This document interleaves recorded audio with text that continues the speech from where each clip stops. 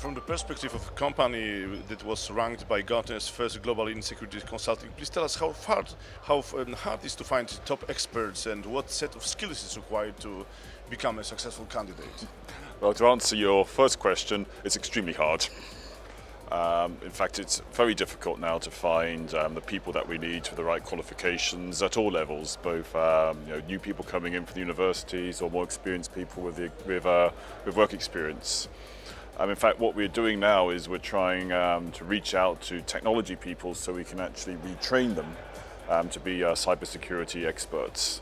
Because what you really need is you need the deep expertise, and you also need a different mindset. You need a very inquisitive mindset. You need to be able to think around problems. You need to be able to think in a non-linear way. So what we're doing now is actually, as I said, we're looking for traditional technology people, and we're trying to offer them a chance and retraining them to be more cyber-specific individuals. From the private sector perspective, what are the difficulties faced to achieve private-public partnership which lead to successful and new initiatives? It's a very good question. Public-private partnerships are in general, actually, I think, quite difficult to find successful ones. And generally, these relate to infrastructure-type projects. In the cyber area, what I think really is needed is a much closer partnership with startups or companies, with universities. And this comes into the whole debate about research and development funds. Central European countries generally have less than 1% of their GDP spent on research and development. Western Europe is a bit higher.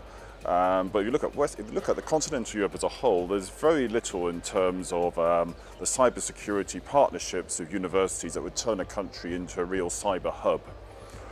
So I think we need to focus much more on getting universities to work with businesses, and businesses likewise to work with universities. But to do that, you need funding available, and you need to actually get a critical mass of companies that will actually do this and cluster around centres to actually build skills, build new technologies, innovate.